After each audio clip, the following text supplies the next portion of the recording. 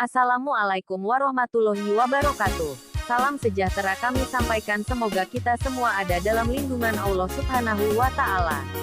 Kami keluarga MI Al-Hikmah Cibesi menawarkan kepada Bapak dan Ibu sekalian untuk menyekolahkan putra-putrinya di sekolah kami. Di sekolah kami, putra dan putri Bapak akan diajarkan berbagai macam ilmu pengetahuan, baik ilmu agama ataupun ilmu umum. Di antaranya ada pelajaran Quran, hadis, fikih, akidah, akhlak, sejarah kebudayaan Islam, bahasa Arab, bahasa Indonesia, IPS, IPA, matematika, PKN, seni budaya, olahraga, bahasa Sunda, dan seni.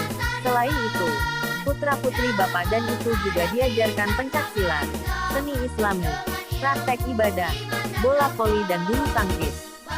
Ditopang dengan sarana dan prasarana yang menunjang kegiatan belajar seperti ruang kelas yang memadai, guru-guru yang mumpuni, terakreditasi A, lokasi strategis, gedung milik sendiri, lingkungan yang baik serta bersih. Belajar di pagi hari, insya Allah putra-putri Bapak dan Ibu akan memiliki kemampuan intelektual, spiritual, serta emosional yang mumpuni. Mari bergabung bersama kami, lebih baik madrasah, dan madrasah lebih baik. Wassalamualaikum warahmatullahi wabarakatuh.